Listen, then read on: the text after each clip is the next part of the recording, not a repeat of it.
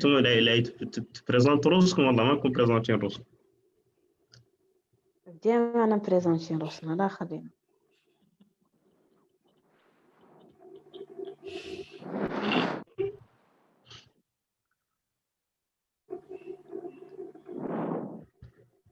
Exact, même jour. خليني يبقى.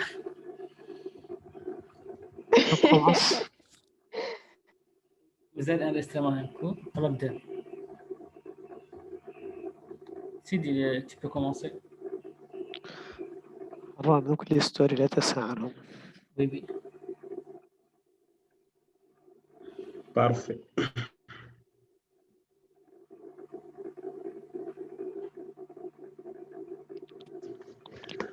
Donc, salam alaikum.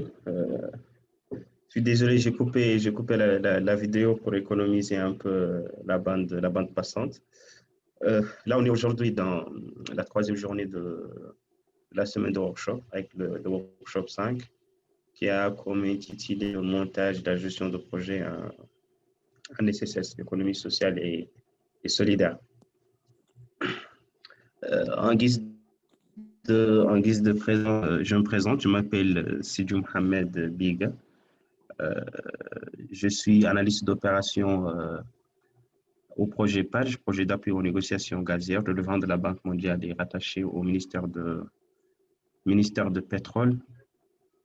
Je suis financier de formation et en gestion de projet aussi. Donc voilà, résumé qui suis-je. L'objectif aujourd'hui de ce workshop, ça se résume en 3 points. Le son, c'est bon? Oui, oui. Donc, ça se résume en 3 points. En quelques termes, ce sont des questions que nous allons essayer sur lesquelles nous allons essayer de débattre et à la fin apporter des réponses. La première des choses, c'est d'identifier votre projet, parce que l'objectif, c'est de faire les choses d'une façon pratique. Il n'y aura pas trop de littérature. Le deuxième point, c'est de planifier votre projet. Le troisième point, c'est de choisir et mettre en place le système de management de votre projet. Bien sûr, ces 3 points seront contextualisés premièrement en Mauritanie, mais aussi en particularité, d'une façon particulière, sur les projets qui sont en économie sociale et solidaire. Je ne vais pas m'attarder sur la littérature par rapport à ça, par rapport à la littérature.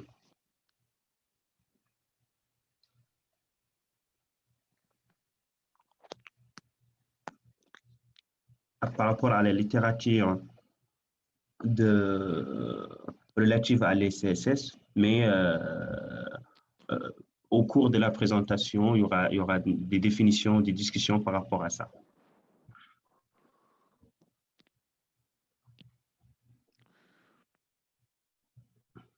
Donc, pour vous, pour lancer la discussion, c'est quoi un projet?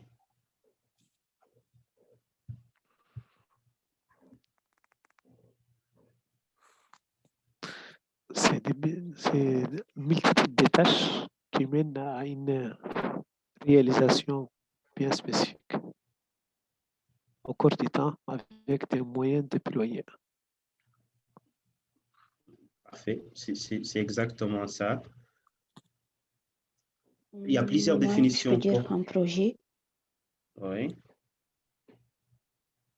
Je peux dire qu'un projet, c'est une idée qui passe par qui passe par un processus en vue de la concrétiser. Elle pourra être mise en place ou pas. Pas forcément qu'on arrive à la concrétiser. À la concrétiser. Parfait. Donc, en réalité, il y a plusieurs définitions pour un projet. Mais la meilleure définition pour un projet, c'est de le définir par des critères, par des indicateurs. C'est pour cela, la définition que j'ai adoptée, c'est que le projet, c'est un ensemble cohérent et organisé d'activités menées collectivement, limitées dans le temps et l'espace, qui nécessitent des moyens humains, financiers et matériels pour améliorer la situation d'un groupe de personnes données. Bien sûr, cette définition, ça renvoie à plusieurs univers. Premièrement, que ça soit cohérent. Deuxièmement, que ça soit organisé. Troisièmement, que ça soit fait d'une façon collective. Il y a des contraintes de temps, des contraintes d'espace, des contraintes de moyens et la situation.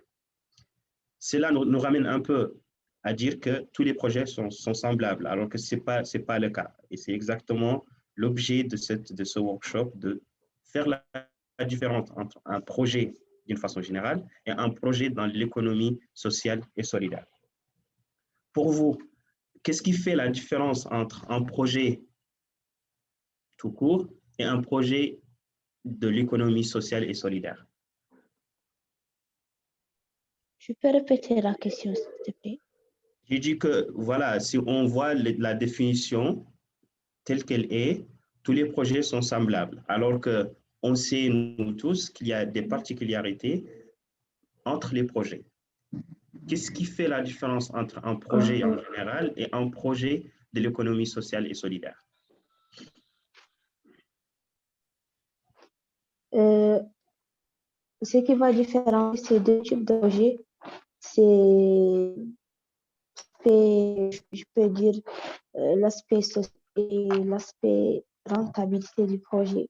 Donc, quand on a un projet général, on cherche à trouver du profil, par exemple, si on a un projet qui est dans le cadre du SSS, du ES, on ne va pas se baser uniquement sur la rentabilité financière, mais plutôt il y a une rentabilité humanitaire.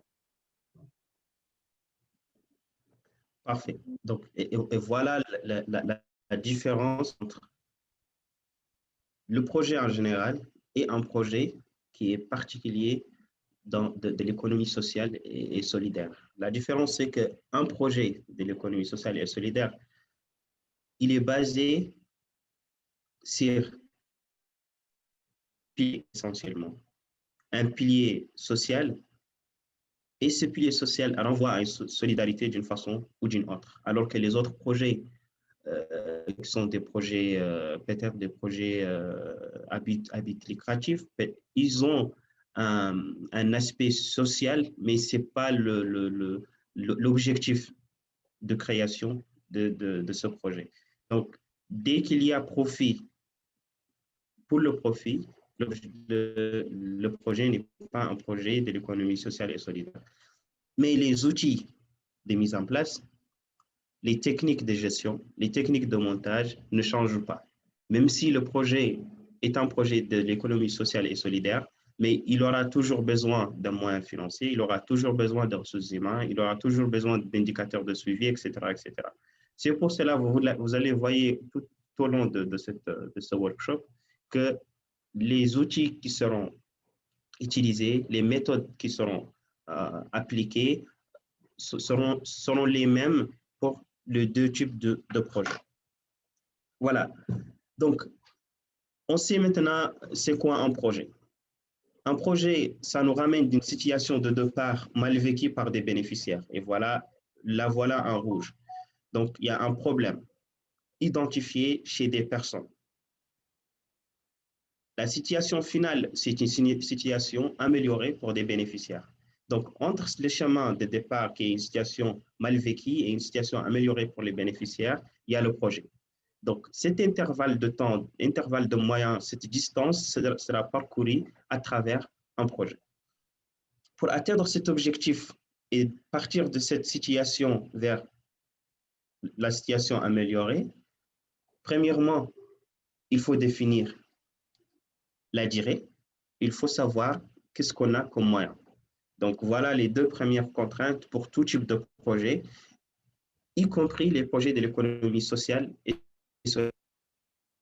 Bien sûr, après avoir identifier la durée, les moyens et les activités que nous allons faire dans le cadre de ce projet. Ces activités vont donner des résultats, les résultats qui seront bien sûr très définis en se basant sur ces activités et l'objectif est atteint. Voilà en quelque sorte la démarche à suivre pour partir d'une situation de départ mal vécue vers une situation améliorée pour certains bénéficiaires. C'est ça le projet, ce sont ces trois étapes, les trois étapes à suivre, que ce soit un projet pour l'économie sociale et solidaire ou un projet de création de la valeur ajoutée dans l'économie en général. راهو نقدو on coupe quand on veut نتكلم بالحسانية s'il y a des questions, des remarques, j'ai pas besoin de le signaler. Donc, la première étape, c'est d'identifier votre projet. Donc, ce projet doit être identifié, que ce soit un projet de l'ESS ou bien un autre projet. On doit identifier le projet. On doit réaliser un diagnostic participatif parce que ces bénéficiaires doivent participer au diagnostic. Ces bénéficiaires, les sources qui ont vécu le problème que nous allons résoudre. Donc, on doit discuter avec eux. La troisième chose, c'est définir les objectifs du projet. Donc, vous allez voir que la définition des objectifs du projet vient en troisième lieu.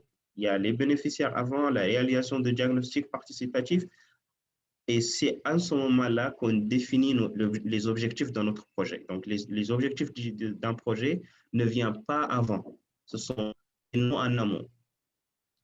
Et après, on choisit la stratégie pour atteindre ces objectifs. Alors, il faut un détail d'une façon. Par exemple, Tutu a créé un projet d'appui au poste de santé de Timzin.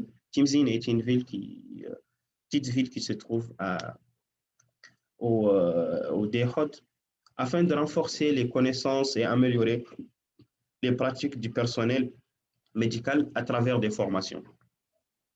Est-ce que, à travers ces textes, vous pouvez identifier les bénéficiaires de ce projet? La population de Timzin. La population de Timzin est personnel de santé. Parfait. Du poste. Et voilà. Donc, du poste aussi. Donc, en réalité, nous avons deux types de bénéficiaires. Il y a des bénéficiaires qui sont des bénéficiaires directs du projet et des bénéficiaires indirects du projet. Pour le projet de Tutu, les bénéficiaires directs du projet sont les personnels de santé. Voilà, ce sont les médecins, les infirmiers qui vont suivre ces formations. Alors que les bénéficiaires indirects du projet sont les patients. Ça veut dire les habitants de Timzin. Comme ça, nous avons identifié les bénéficiaires. Ces bénéficiaires, on doit discuter avec eux parce qu'on a décidé, Tutu a décidé de s'orienter dans le domaine de l'appui à la santé. C'est un domaine qu'il y a beaucoup d'opportunités pour entreprendre dans l'économie sociale et solidaire. Donc, les bénéficiaires maintenant sont identifiés. L'étape suivante,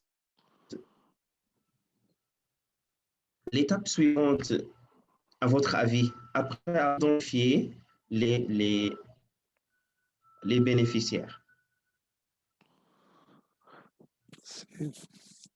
Échanger avec les bénéficiaires pour dresser une liste des activités ou c'est-à-dire les étapes Excellent. à suivre pour mener. Bien sûr, c'est exactement ça. Donc maintenant, nous allons réaliser un diagnostic participatif parce que nous avons décidé d'entrer dans la santé, mais pour ce secteur, identifier les gens. Pour monter son projet, Tutu a réalisé un diagnostic pour recueillir et analyser les informations sur la situation sanitaire. C'est la situation sanitaire de Timzin avant de proposer des améliorations concrètes lors du diagnostic. Donc, Tutu a adopté une démarche participative associant les bénéficiaires et le plus grand nombre d'acteurs. Maintenant, la solution qui sera proposée par Tutu, ce ne sera pas la solution de Tutu, ce sera la solution de toute une population. Et c'est de cet aspect, de cette démarche participative que vient la notion de l'économie sociale et solidaire, parce qu'elle a l'idée d'aider les gens, mais aussi en leur participant, en leur intégrant dans la démarche de discussion et du diagnostic. Donc, d'une façon très pratique, parce que tout ce qu'on avait dit, ce sont des théories, et pour les pratiquer sur le plan réel, il nous faut des outils. Il y a 2-3 outils que je conseille et je recommande. Premièrement, c'est un tableau des acteurs. Tableau des acteurs. Dans le secteur dans lequel vous allez évoluer, comme Tutu, il faut identifier les acteurs, le nom de l'acteur, sa participation, ses compétences, ses attentes, les risques par rapport à cet acteur pour le projet, comment l'acteur va-t-il intervenir dans le projet, est-ce qu'il a une participation, est-ce que c'est quelqu'un qui peut freiner le projet, etc., etc. Donc, toutes les personnes avec qui nous allons parler, nous allons discuter, seront identifiées.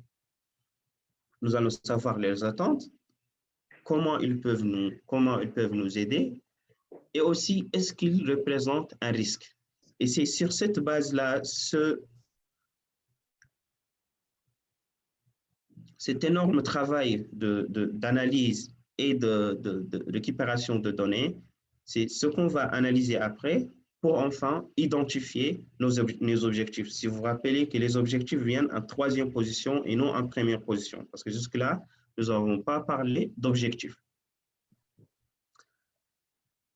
Le deuxième outil, c'est le tableau d'analyse de problèmes. Suite à la discussion avec ces acteurs, discussion avec la population, il y aura vraiment des petits problèmes qui vont se déceler. Là, on laisse l'exemple de Tutu et on aborde un autre exemple, l'exemple de Binta, qui va suivre. Binta a une idée de diminuer, le taux de comment on l'appelle, le taux des décharges sauvages dans les villes, dans son quartier. Donc voilà, elle a parlé avec les gens et elle a identifié 3 pour les décharges sauvages. Par exemple, la première cause, c'est que les habitants déversent les déchets dans les rues. Les charretiers déposent les ordures ménagères dans les quartiers. Les sites de transit sont trop loin.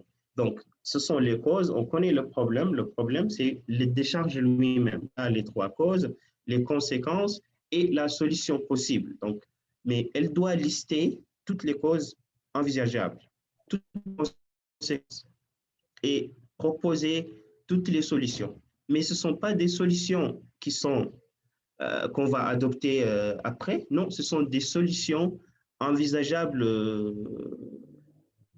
d'une façon automatique. Dès qu'on passe à un problème, il y a une solution. Donc, cette solution, on la note. Peut-être c'est cette solution qui sera la base pour créer notre projet demain. Peut-être ça sera l'objectif pour notre projet demain. Donc, jusque-là, j'ai perdu personne. C'est bon? C'est bon. Oui, Sidi. Juste confirmer. Donc l'objectif, maintenant, ouais, c'est maintenant qu'on parle un peu d'objectif parce qu'on a des ébauches de solutions qui sont là, qui existent après avoir parlé avec la population. Nous avons parlé de santé, nous avons parlé de déchets, etc. Donc, pour un objectif sans le définir, on va le définir par la suite, un objectif doit être SMART. Donc, spécifique, il doit être mesurable, atteignable, réaliste et temporellement défini. Ça veut dire qu'il doit être objectif. Parce que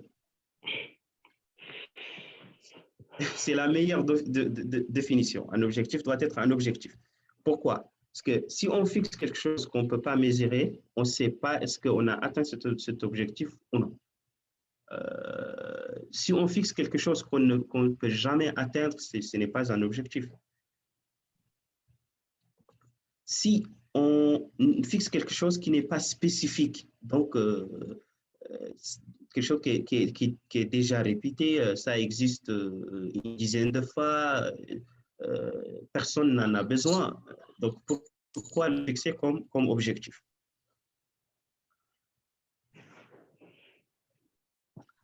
Donc, comme définition, l'objectif global du projet de Binta est d'améliorer les conditions d'hygiène du quartier. Son objectif spécifique est l'éliminer de dépôts sauvages d'ordures du quartier d'ici un an. Si vous voyez, il y a un objectif général et il y a un objectif spécifique. Mais jusque-là, juste le premier passage, est-ce que pour vous, c'est un objectif mesurable, atteignable, est un objectif qu'on peut définir dans le temps? Est-ce que c'est un objectif spécifique? Est-ce que c'est un objectif? Oui.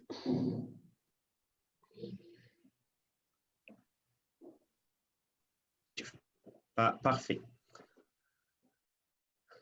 Moi, par contre, si je voulais aller au-delà de ça, c'est que je préfère souvent intégrer des chiffres.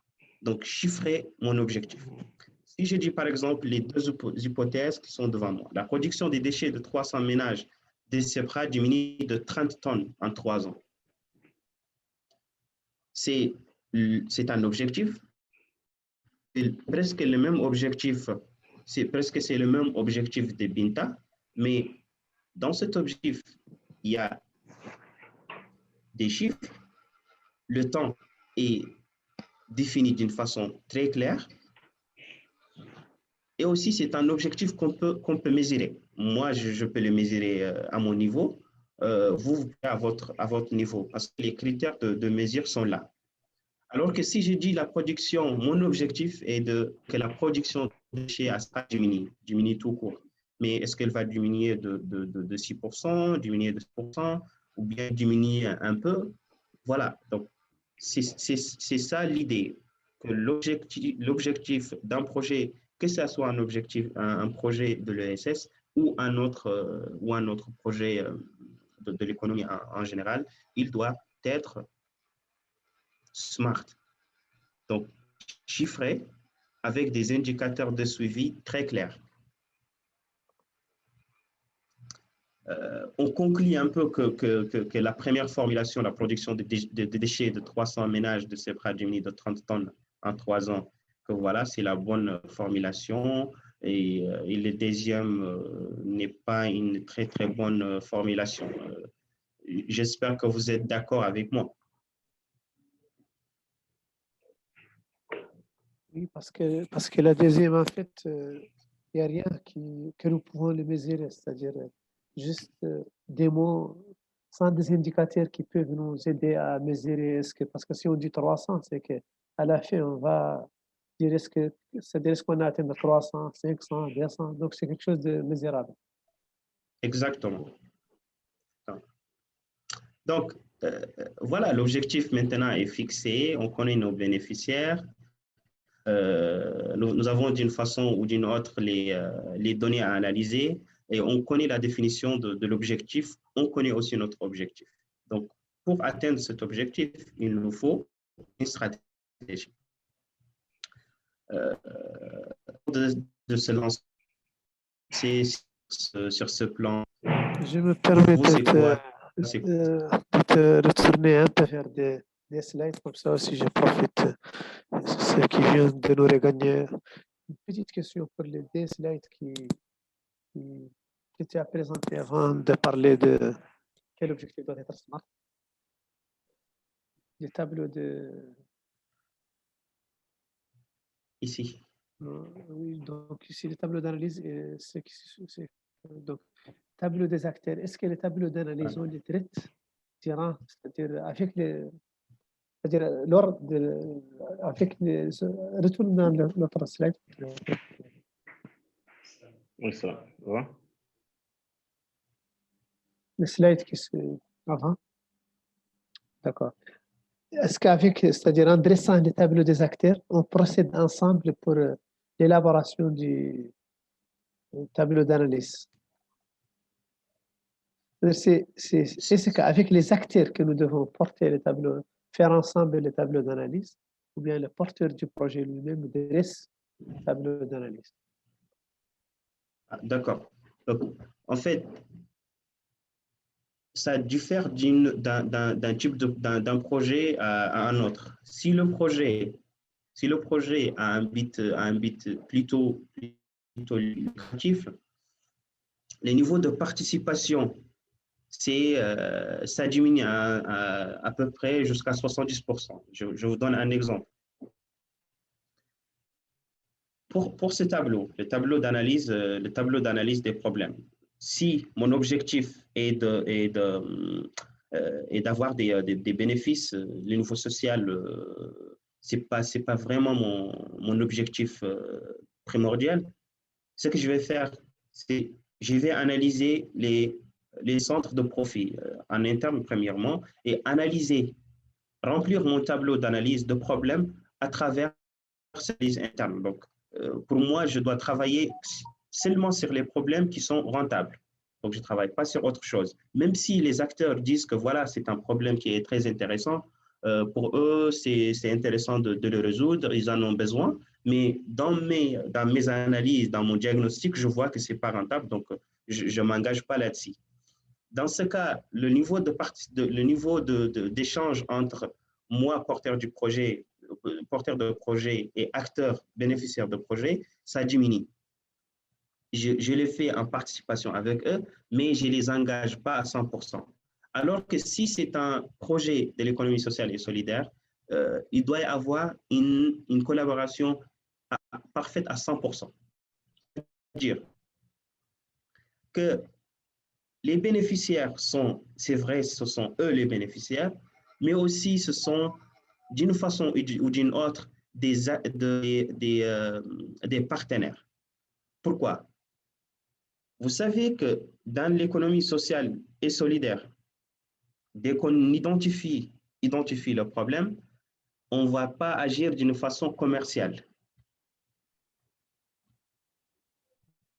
La démarche n'est pas commerciale, c'est une démarche participative. Donc, si tu veux faire participer des gens, si tu veux leur engager avec toi, la première base, c'est la discussion.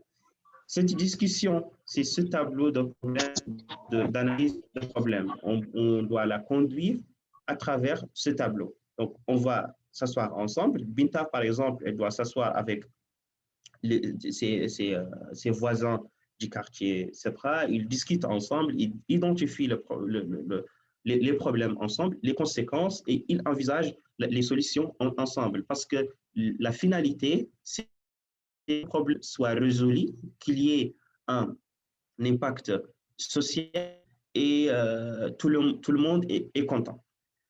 Alors que dans l'autre type de projet, c'est pas le cas. C'est comme un marchand. Il vous amène sa marchandise pour que vous l'achetez. Si ça vous convient, vous achetez. Si ça ne vous convient pas, allez-y, n'achetez pas. Alors que dans notre cas, à nous, et c'est le cas exemple, voilà, je ne vous amène pas quelque chose à acheter, je vous propose une solution qu'on pourra exécuter ensemble afin de résoudre votre problème. Peut-être ce n'est pas mon problème. En fait, l'entrepreneur dans l'économie sociale et solidaire il n'agit pas directement sur ses problèmes à lui, mais il agit sur les problèmes d'une société. Peut-être lui, il n'est pas touché par ce problème. J'espère que j'ai pu répondre à votre question.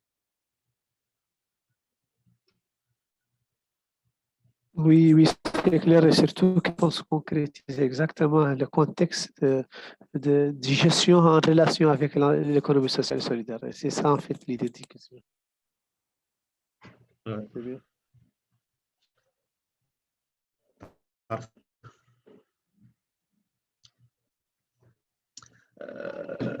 Donc, on était là. Je demandais pour vous, c'est quoi une stratégie?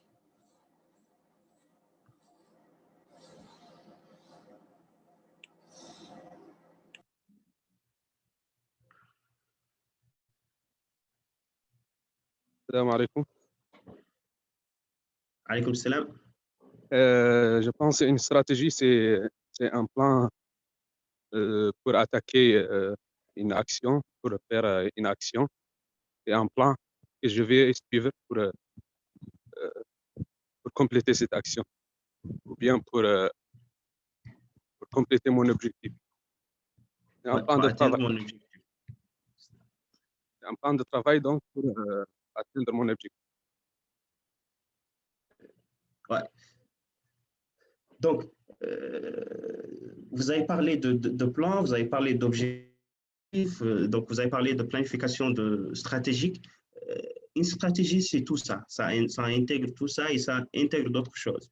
Si on va sur la définition littéraire de la stratégie, la meilleure utilisation possible des ressources disponibles, éventuellement limitées, temps, financement et personnel, afin d'obtenir les meilleurs résultats possibles, réalisation ou impact. Mais voilà, cette définition est une définition littéraire. Pour faire simple, choisir une stratégie, c'est choisir ce qui vous semble le plus pertinent. C'est tout. Pas plus. Je vous donne un exemple. Si vous allez si vous voulez partir de Nouakchott à Alleg, votre objectif c'est d'atteindre Alleg. Mais votre stratégie c'est de prendre la route la plus courte pour que vous économisez du carburant, pour que vous ne vous fatiguez pas dans la route, etc., etc. Donc, c'est la stratégie, c'est le plan, c'est le chemin, c'est la planification, en quelque sorte, qui vous semble la plus pertinente. Un élément qui est très intéressant dans la vie, un outil qu'on utilise partout quand on parle de stratégie. C'est un outil d'analyse, le SWOT. En français, FFOM.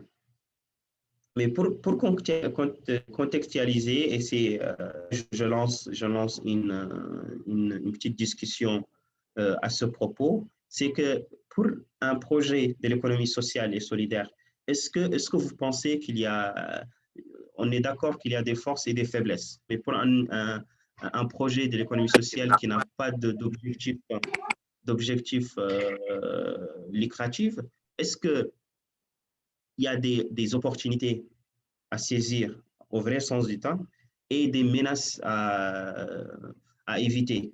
Donc, je reformule d'une autre façon. Pour un projet, par exemple, si j'ai vendre des vêtements, je sais que j'ai des forces, j'ai des faiblesses, j'ai des opportunités parce que je suis dans une économie ouverte et donc il y a toujours des opportunités, des menaces. Pourquoi? Parce qu'il y a des concurrents, etc., etc. Plus il y a des concurrents, plus il y a d'offres, mon bénéfice va diminuer. Mais ça, c'est dans l'économie en général, dans un projet à but lucratif. Si on veut contextualiser, cette analyse SWOT sur un projet de l'économie sociale et solidaire, une cantine, un groupement féminin pour voilà, de solidarité, etc., etc. Est-ce qu'il y a des menaces qui pèsent? Est-ce qu'il y a des opportunités intéressantes dans ce domaine?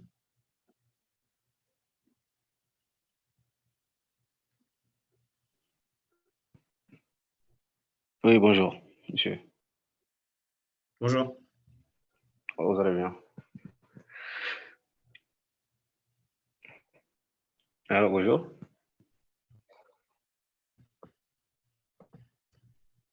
Oui, rebonjour. Oui, ça va, vous allez bien? Ayin qui dit oui. Très, très Ça bien, va. allez-y. Ouais. En fait, l'analyse SWOT, comme vous l'avez dit en français, c'est FFEOM. En fait, les forces et les faiblesses, ce sont des aspects de l'organisation en question. C'est-à-dire, quelles sont nos forces et quelles sont nos faiblesses que nous reconnaissons à nous-mêmes. En fait. Mais l'opportunité et les menaces concernent l'environnement de l'organisation en question. Donc, vous avez pris l'exemple d'un projet à but lucratif. Les menaces concernent les concurrents, par exemple.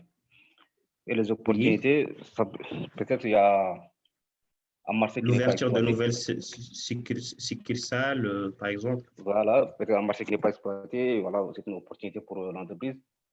Ouais. Mais maintenant, concernant le projet à but non lucratif, on peut utiliser la SWOT, évidemment. Parce que l'organisation en question, qui est le maître d'œuvre du projet, est-ce qu'en termes de faisabilité organisationnelle, est-ce que la structure a suffisamment d'éléments pour exécuter ce projet-là? Ça peut être une force. En fait. Parfait. Voilà. Parfait. Une opportunité, est-ce que, par exemple, un projet social, c'est vrai que il doit être exigé dans un endroit, mais un projet social doit rentrer dans un cadre national, régional ou international même. Donc, est-ce que l'État a défini une stratégie en ce sens-là? Donc, si c'est le cas, ça peut être vraiment une opportunité pour le projet.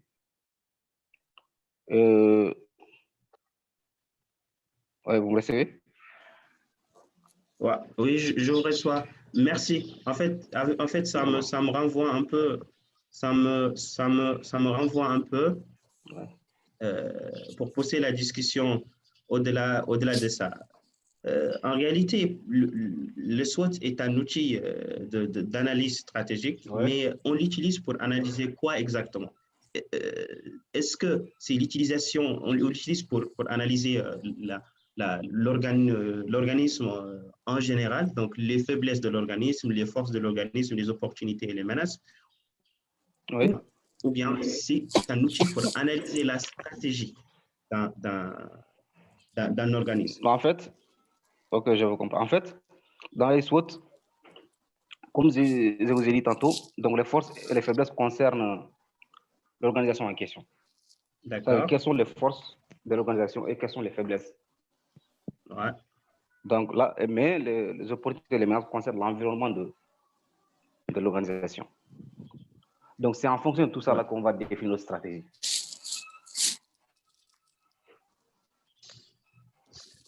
C'est exactement ça. Donc, maintenant, merci pour votre participation et vos apports.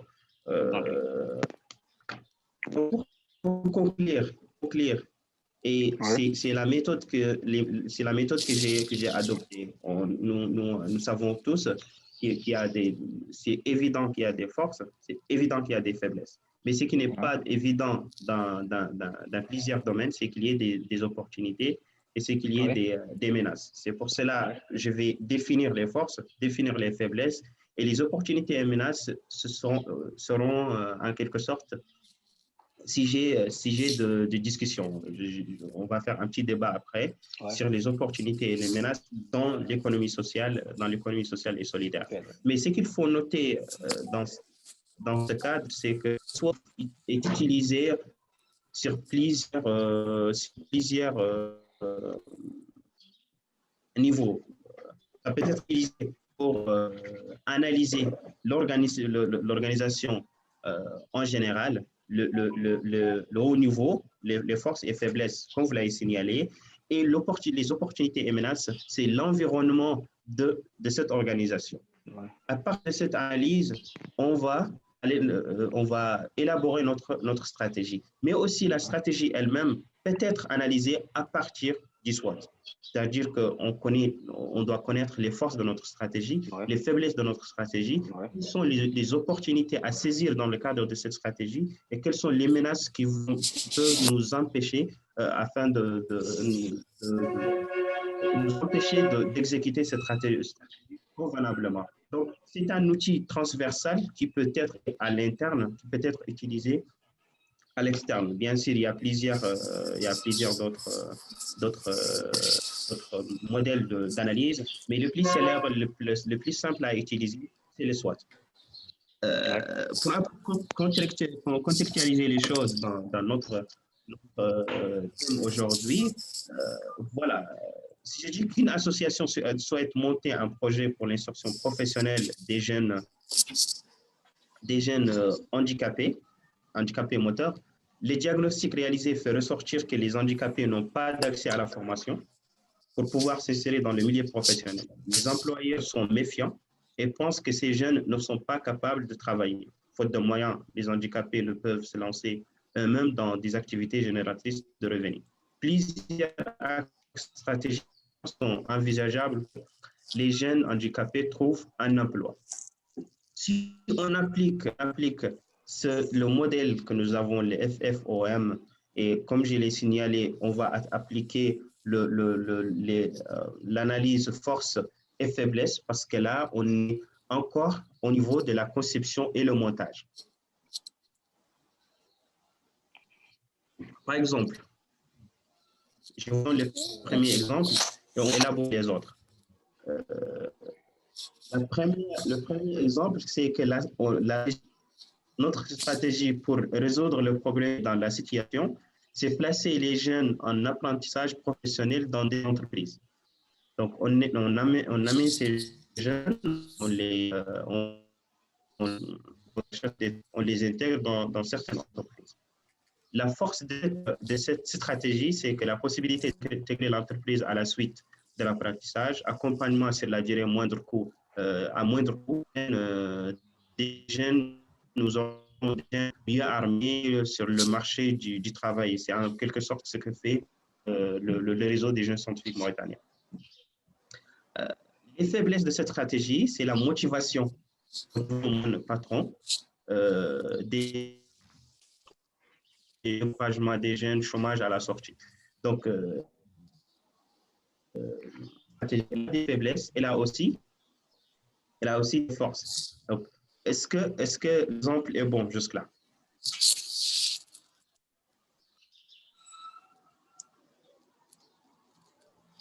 Alors, je peux continuer?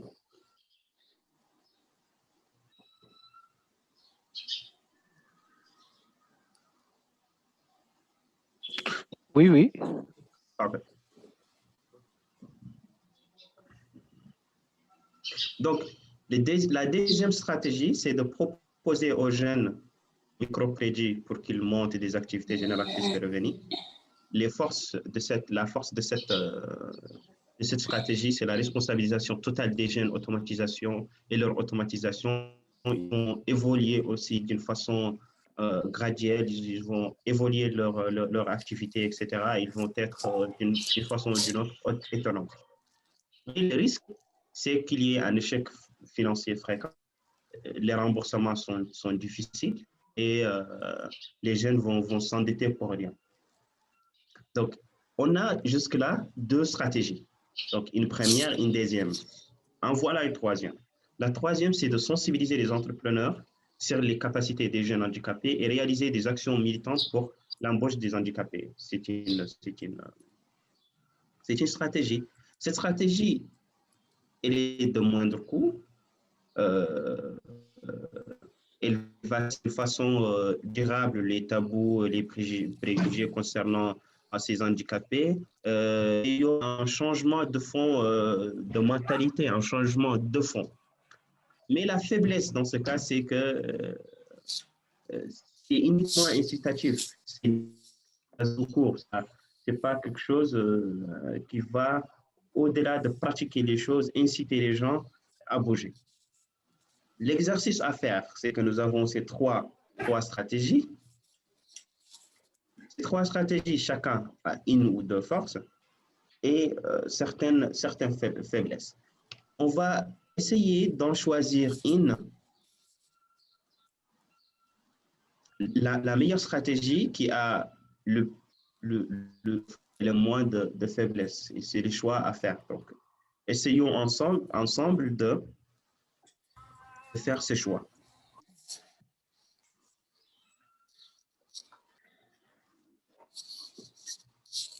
Bah, vous pouvez écrire dans le chat box, voilà la stratégie qui vous convient. Et si c'est possible de nous dire pourquoi.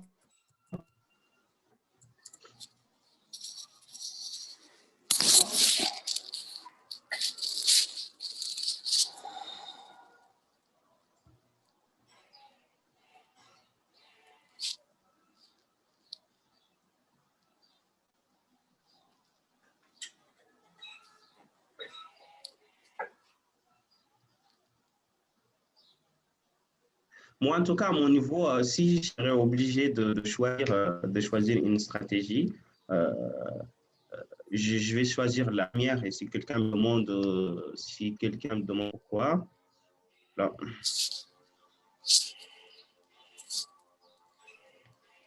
Bien sûr, il y a Mohamed Saleh qui demande est-ce que combiner deux stratégies, par exemple la stratégie 3, c'est bien possible, mais il faut noter que si on combine des, ça veut dire qu'on va combiner leurs forces, mais aussi on va combiner leurs faiblesses. Est-ce que cette combinaison va nous donner une stratégie qui a plus de force que de faiblesse, ou c'est mieux de les laisser séparer. Mais en principe, c'est faisable. 1 et 3. Oui. Quant à moi, je suis avec la deuxième stratégie, et le fait de proposer aux jeunes des microfinances pour qu'ils puissent monter leurs activités. Là, en voyant la faiblesse, le fait d'échouer ou bien les échecs fréquents des projets, nous, on ne peut pas s'arrêter ou bien on ne peut pas finir nos activités juste parce qu'on a peur d'échouer. Et parce que l'échec, parfois, c'est mieux que le début de la réussite. Du coup, le fait d'avoir des jeunes autonomes, des jeunes qui évoluent graduellement dans leur activité, pour moi, ça va permettre et ça va marquer beaucoup plus que les autres choses. L'idée ici, c'est de ne pas se limiter à l'échec ou de ne pas avoir peur d'échouer, parce qu'on peut échouer 1, 2, 3 fois et après nous trouvons rendez-vous avec la réussite et la vie commence.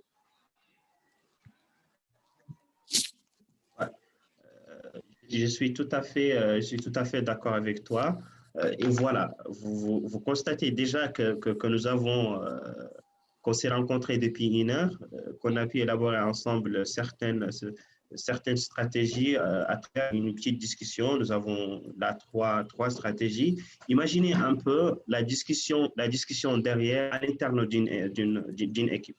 Vous avez la première, la deuxième et la troisième stratégie. Ces 3 stratégies, chacun a ses forces, chacun a ses faiblesses. Mais à la base, si on veut choisir, Amina va choisir la première, moi, je peux choisir la deuxième, et M. Higuin, il choisit la troisième. Et chacun, dans ce cas, va apporter sa solution propre à lui. Et c'est en ce moment-là que les projets vont se différencier. Peut-être nous avons fait les mêmes démarches jusque-là, et pour faire le choix, c'est maintenant, c'est quelque chose qui appartient à la personne, qui appartient à l'équipe. Donc, peut-être notre stratégie n'est pas bonne, n'est pas excellente, elle a plus de faiblesses que de force. Nous avons en tête de l'exécuter. Ça peut réussir, comme ça peut ne pas réussir. Par contre, il se peut qu'il y ait une stratégie qui a plus de force et moins de faiblesse et que ça échoue automatiquement dès qu'on commence à l'exécuter parce qu'il y a l'exécution après. L'identification de la stratégie est très, très intéressante, mais aussi il y a les intentions de l'entrepreneur, ses objectifs. Parce que là, si vous voyez, le modèle que nous avons suivi, c'est un modèle d'un projet plutôt économie sociale et solidaire. C'est pas un projet basé sur la recherche du bénéfice ou de la valeur ajoutée. Si ce n'est pas de la valeur ajoutée au capital humain. Donc, jusque-là, c'est bon. Nous avons perdu personne. Mais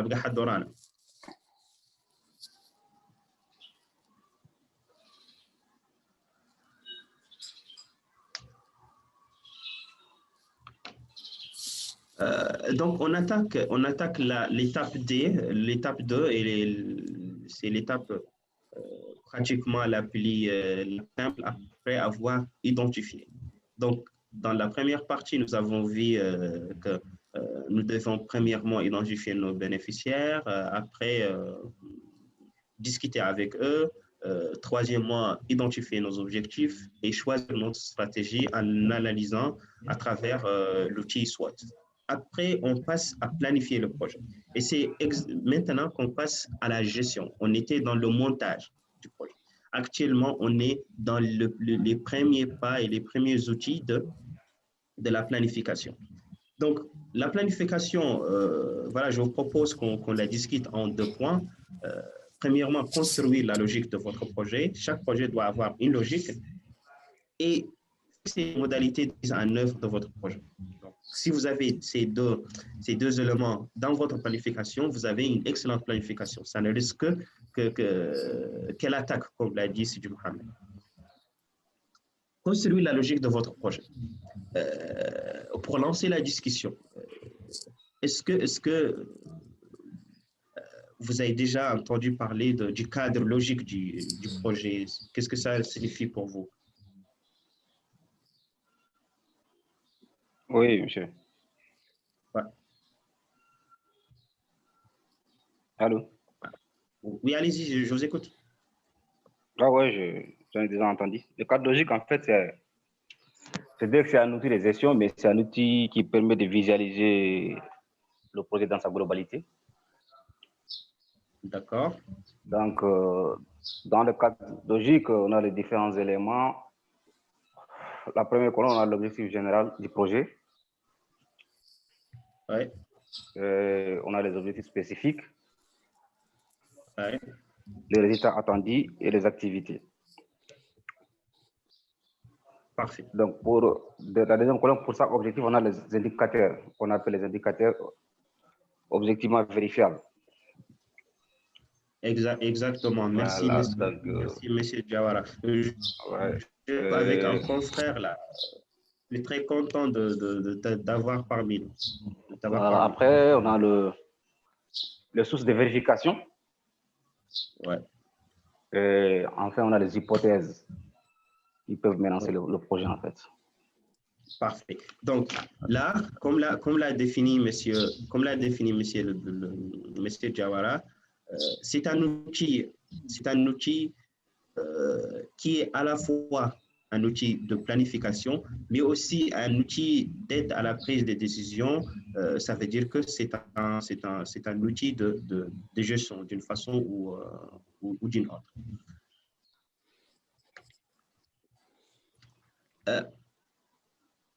On va voir ensemble maintenant la conception de ce cadre logique pour un peu rendre les choses logiques dans notre entendement.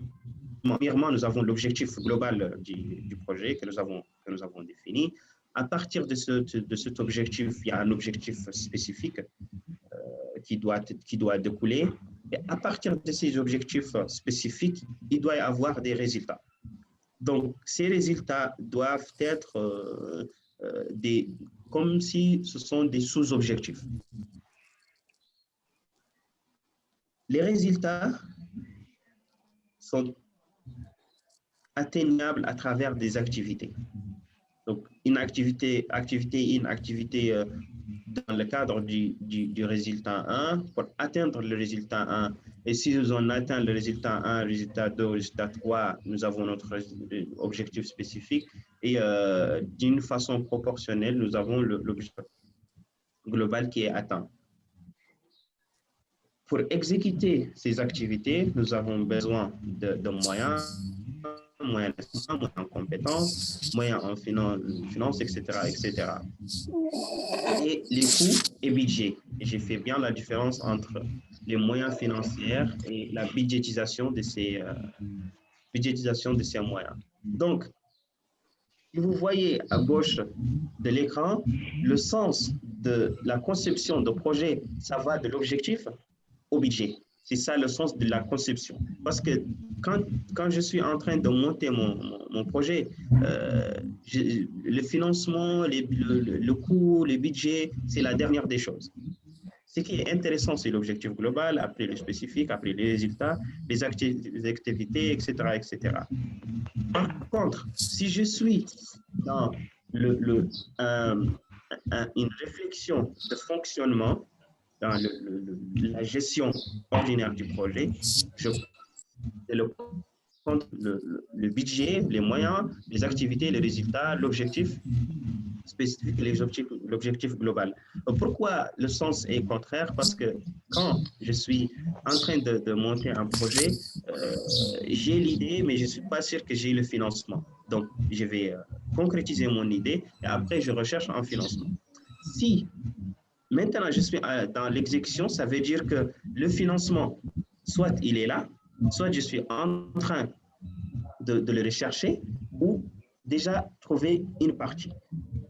Et c'est en ce moment-là que je vais agir sur mes priorités. Mes priorités sont atteindre le résultat 2, donc je dois faire l'activité 2.1 et l'activité 2.2. Si c'est le résultat 3 qui est ma priorité, ça veut dire que je vais agir sur le 3.2 et le 3.1. Même entre les activités, je peux faire des priorités. Ma priorité dans le cadre du résultat 3, c'est l'activité 3.1, l'activité 2, je peux ne pas l'exécuter cette année, l'exécuter dans l'autre année ou dans une autre phase du projet. Si maintenant les choses sont claires dans notre réflexion, on doit fixer les modalités de mise en œuvre de notre projet. Donc, ce sont les activités qui rentrent en jeu actuellement. Par exemple, pour l'activité 3.1 que nous avons vue ici, il faut un chronogramme d'un projet qui doit être très défini. Il y a un bruit, je ne sais pas. Ouais. Monsieur Diarra, est-ce que vous pouvez désactiver votre micro, s'il vous plaît?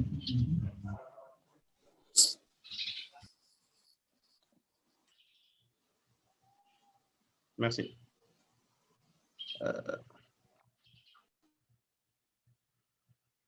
Ouais. Donc, si on prend l'exemple du projet de ramassage des ordures, nous ayons un planning, un chronogramme de ramassage des ordures comme ça. Ce sont des activités qui vont être définies dans le temps. L'activité sensibiliser les habitants, une première campagne d'assainissement, etc., etc. Ça va être exécuté dans le mois 1 et 2, ainsi de suite, ainsi de suite. Donc, le premier outil de management, le premier outil de planification, le premier outil de gestion, c'est d'identifier ces activités. Après avoir identifié ces activités, il faut les mettre dans un chronogramme très clair. Pourquoi on les identifie, on les met dans un chronogramme? Par exemple, si vous voyez l'activité A1 et l'activité A3, vous allez voir qu'ils doivent commencer en même temps. Donc, il faut déjà prévoir les ressources pour lancer l'activité A1 et A3, même si ils n'ont pas la même durée, mais ils vont commencer dans le premier mois. Alors que l'activité A2 et l'activité A4, on n'en parle pas dans le premier mois en tout cas. Si on a des ressources à mobiliser, on va les mobiliser sur l'activité A1 et A3. Et c'est en ce moment-là qu'on rentre vraiment dans l'exécution et la gestion de projet. Je rappelle que les outils qu'on utilise actuellement et qu'on est en train d'expliquer sont valables pour le projet qui a un but lucratif et un projet qui est dans l'économie sociale et solidaire, qui a une finalité sociale et solidaire. L'objet du projet change, mais les outils ne changent pas.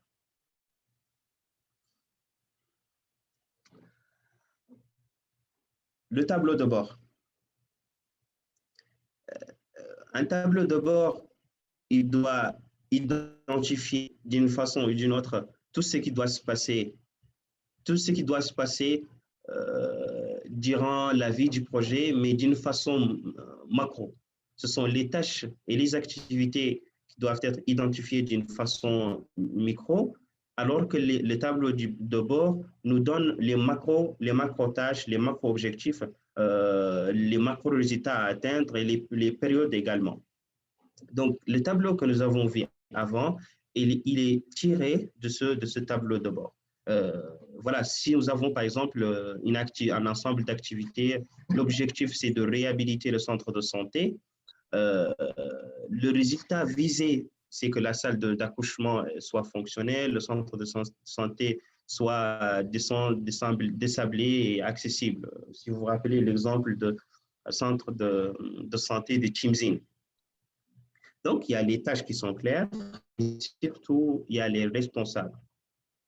Dans un projet, que ce soit à but lucratif ou un projet de l'économie sociale et solidaire, et à plus forte raison dans les projets de l'économie sociale et solidaire, il faut que chaque tâche ait un responsable. Un responsable qui suit cette tâche. Peut-être il y a 10 personnes qui travaillent sur cette tâche, mais c'est lui le responsable. C'est lui qui va élaborer le suivi. Si l'action avance, on va lui demander. Si l'action n'avance pas, c'est lui le responsable. C'est à lui de dispatcher et gérer l'équipe qui travaille avec lui sur cette tâche. C'est à lui d'affecter les activités, etc., etc. Mais il faut avoir un point focal pour les tâches. Sinon, on va se perdre, surtout dans les associations, les ONG, les GIE, etc., qui ont vocation à travailler dans l'économie sociale et solidaire. Souvent, quand il n'y a pas le profit, et là, je ne dis pas que dans les projets de l'économie sociale et solidaire, que les gens ne sont pas payés, mais en tout cas, c'est pas comme dans un projet à but lucratif. Monsieur Mohamed Sarik Hayin confirme. Donc voilà. Le troisième indicateur sont les tableaux. Le troisième outil sont les tableaux d'indicateurs. Les jeunes, soyons d'accord sur une chose.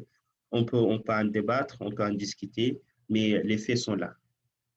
On peut élaborer une très excellente stratégie, qu'on a un très beau objectif, on est très engagé et tout, mais si on n'a pas des indicateurs pour suivre, des indicateurs pour mesurer, on ne va pas aller trop loin. On sait déjà que l'objectif doit être SMART, mais cet objectif qui est SMART, il lui faut des indicateurs de mesure. Peut-être l'objectif est très SMART, oui, il est même le plus SMART du monde, Mais si les indicateurs ne sont pas là, existants premièrement, et deuxièmement, ils doivent être utilisables pour analyser l'avancement et rectifier les gaps. Le tableau d'indicateurs, ça englobe les activités, l'indicateur, la fréquence de mesure et la source d'information. Un simple exemple. Si nous avons comme objectif spécifique d'augmenter de 10% les revenus des femmes de 20 coopératives de Mellah, par exemple, en un an, voilà, c'est un objectif qui est SMART, c'est un objectif spécifique. Les indicateurs sont les revenus des femmes et épargne constituée. Donc, on a déjà des indicateurs. La fréquence, on dit qu'on va vérifier un débit et à la fin du projet, on va vérifier au débit et à la fin du mois, c'est à nous de décider. La source d'informations, où nous allons avoir ces informations à partir des enquêtes et les caisses d'épargne que les femmes pourront faire au fur et à mesure du projet. Vous allez remarquer que souvent, les projets que j'utilise sont soit des coopératives, des ONG, parce qu'on parle dans un cadre de l'économie sociale et solidaire. Mais je rappelle aussi que les outils sont similaires dans tous les deux types de projets. Donc, jusque-là, pour les trois outils de planification et de mise en œuvre, est-ce que c'est bon? Il y a des questions par rapport à ça?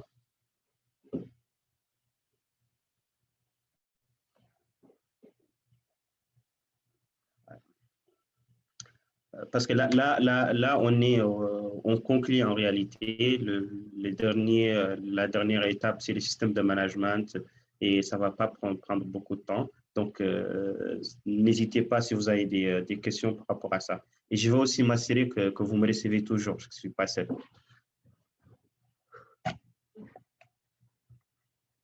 Parfait. Donc, finalement, maintenant, on a pu identifier notre projet, on l'a mis en place, on a élaboré nos plannings, on connaît nos bénéficiaires. En quelque sorte, le projet est là. Et je n'ai pas parlé de financement, etc. Mais l'idée, c'est que après avoir réalisé ces deux étapes, vous avez un projet qui est exécutable, un projet que vous pouvez mettre en place et vous avez les outils nécessaires pour ça. Le système de management d'un projet.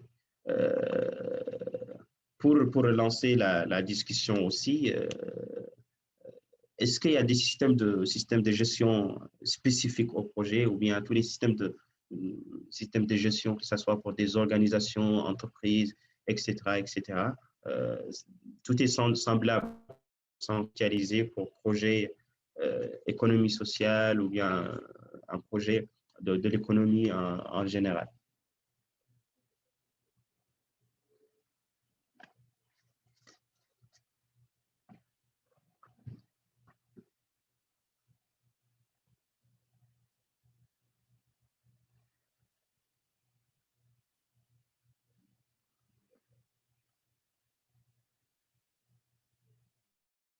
Parfait, donc je vais répondre moi-même à ma question.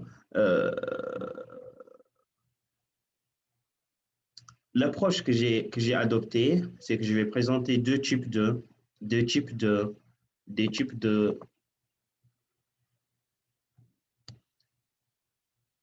Ah, parfait. Non, je disais que est-ce qu'il y a des types spécifiques de management, des types de gestion spécifiques au projet en général ou au projet de l'économie sociale et solidaire, ou bien tous les modèles de gestion et de management sont applicables, que ce soit sur les projets de l'économie globale ou des projets de l'économie sociale et solidaire.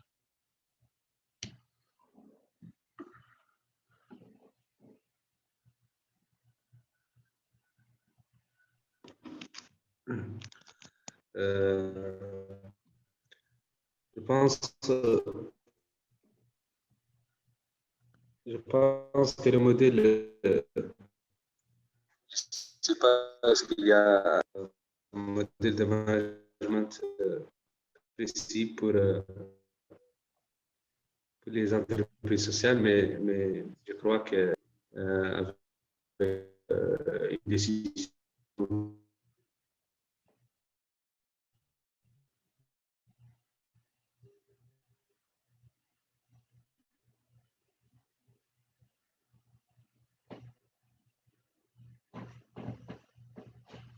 Je ne vous reçois pas très bien, Sidi Mohamed, mais j'ai pu lire dans le chat que voilà, M. Hien pense que les outils peuvent être utilisés pour tout type de projet parce que finalement, ce n'est pas la nature de l'outil qui change, mais c'est la nature du projet qui change. C'est ce que j'ai pu comprendre et vous transmettre. Donc, je partage l'idée des jeunes. En principe, il n'y a que deux types de management. Les outils peuvent changer, mais en général, il n'y a que deux types de management. Il y a le management qui est un management proactif qui peut être défini à travers trois critères. Donc, c'est un management qui fait de la prospection large. C'est un management qui résout les problèmes à long terme. Donc, le problème n'est pas résolu pour aujourd'hui, demain, il va apparaître. Non, c'est un problème qui va être réglé dans une perspective de très, très, très long terme. Le troisième critère, c'est que la décision est prise après évaluation des solutions possibles. Donc, si on a un problème aujourd'hui, l'équipe du projet va s'asseoir, nous allons discuter ensemble et prendre une décision. C'est cette décision qui sera la solution et sera la solution de tout le monde.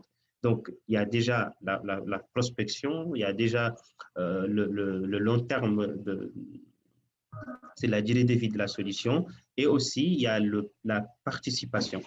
Donc, ce type de management est valable que ce soit pour les projets de l'économie sociale et solidaire, que pour les projets de développement peut-être pour les projets de l'économie en général. Donc, c'est une idéologie de management.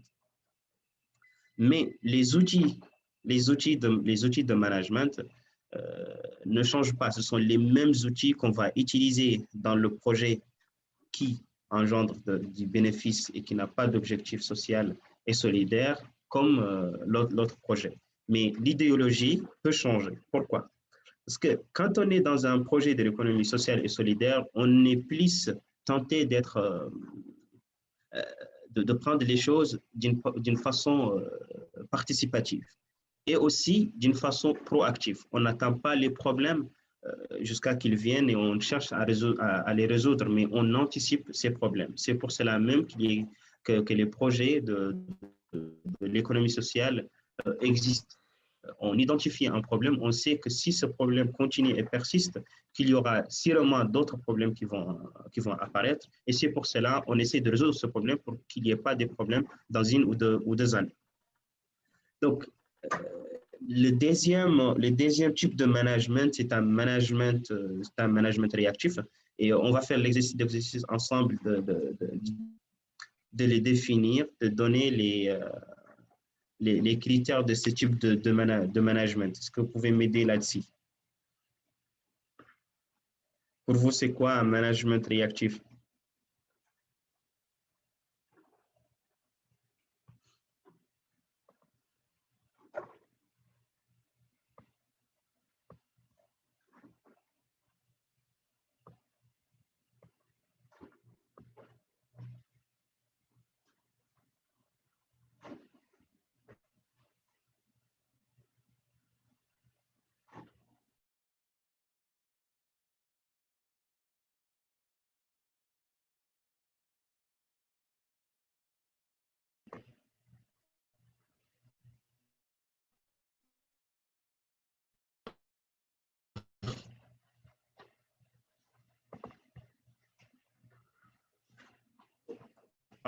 Le management réactif c'est le contraire du management proactif.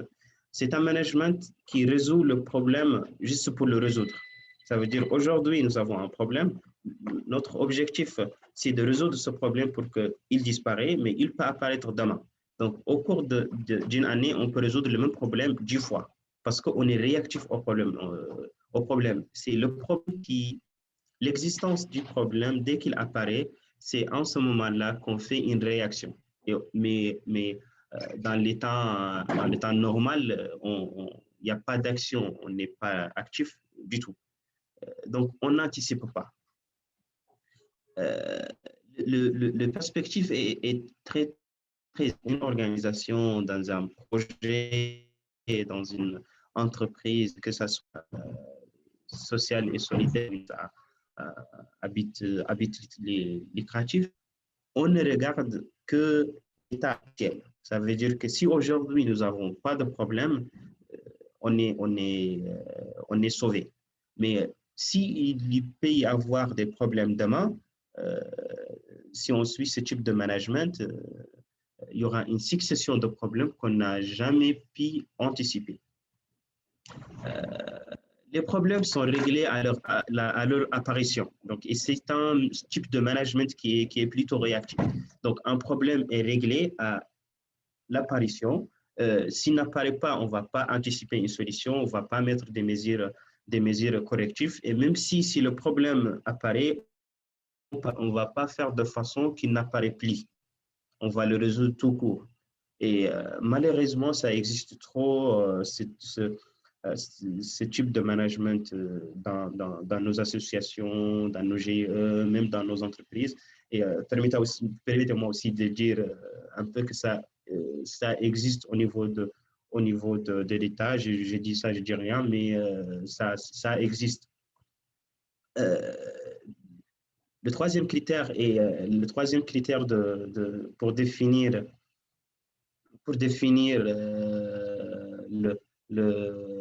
ce type de management réactif est qu'il y a un dépassement de coûts et de délais souvent. Parce qu'on va planifier aujourd'hui, mais on va planifier comme s'il n'y aura jamais de problème, alors qu'il y a tellement de problèmes qu'on n'a pas anticipé. Et si ces problèmes apparaissent au fur et à mesure de l'exécution de notre projet, nous allons dépasser les coûts, dépasser les délais, et voilà. Donc, ça veut dire que notre exécution du projet, ça sera biaisé. Donc, là, on attend la fin de la présentation, en tout cas.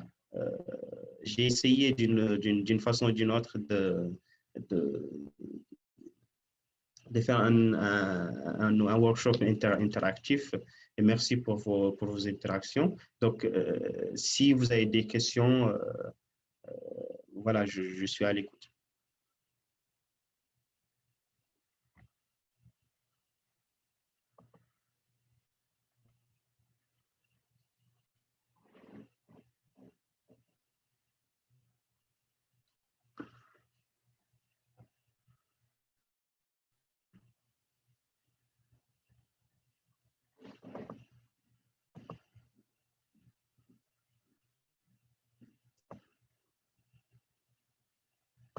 Parfait, merci. Donc, je me félicite. Ça veut dire que j'étais très précis. Il n'y a pas de questions. Tout le monde est bien. N'hésitez pas. N'hésitez pas, si vous avez des questions, à rebondir au niveau des réseaux sociaux du réseau. Et on pourra vous apporter des réponses par rapport à ça. Pardon, il y avait quelqu'un qui peut... Oui, c'est moi. Ouais. Je vous écoute. Donc, en fait, je vous remercie beaucoup. Donc, moi, j'étais absent un peu. Le début, je n'étais pas ici. Est-ce que si c'est possible, j'ai une question à vous poser. Comme il y avait quelqu'un qui a l'idée de créer un projet, l'idée est là, mais comment, là où on peut commencer? D'accord. Donc, merci pour la question. Je pense, je vais essayer de prendre cette question seulement parce que j'ai un autre engagement, on vient de me le rappeler. pour créer son projet, la première des choses, pour commencer, et ça on l'a signalé dans le début de la présence, c'est d'essayer d'identifier premièrement son secteur. Si vous identifiez votre secteur dans le domaine sur lequel vous voulez entreprendre, allez-y, parlez les gens, parlez avec les bénéficiaires. Il ne faut jamais se fixer un objectif. Et c'est l'erreur que nous faisons tous, c'est qu'on identifie les secteurs, on dit voilà, on va fixer notre objectif.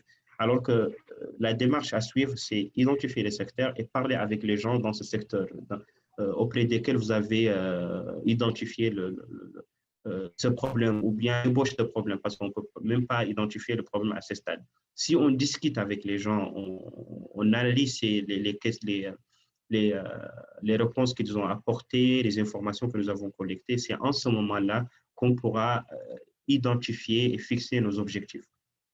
Si maintenant nous avons notre objectif, le plus simple, c'est de fixer une stratégie. Et si vous entendez une stratégie, c'est juste un chemin d'aller d'un point A vers un point B, pas plus. Ce n'est pas de la littérature, ce n'est pas de la conception pure et dure. C'est seulement un chemin pour partir de A vers B, d'une situation 0 vers une situation T. Le reste, ce sont des pratiques quotidiennes, de la gestion au fur et à mesure. Il se peut que vous ne soyez pas gestionnaire et que vous réussissez votre projet du premier coup et qu'il y ait un gestionnaire et il ne réussit jamais un projet. L'idée, c'est d'identifier d'une façon très claire et très précise les bénéficiaires de son projet, discuter avec eux et à partir de là, le reste, c'est le chemin tracé, ce sont des outils à utiliser. Et donc, sur ce, je vous remercie pour votre attention. Et merci je remercie aussi le réseau des jeunes scientifiques à votre nom. Je le remercie. Et à une autre fois, Inch'Allah.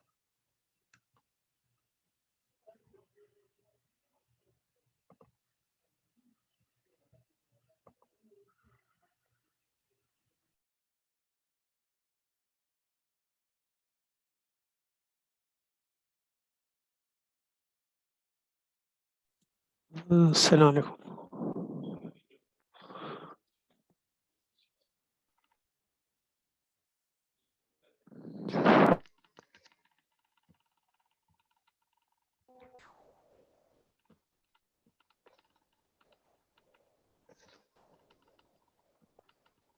عليكم السلام. عليكم السلام.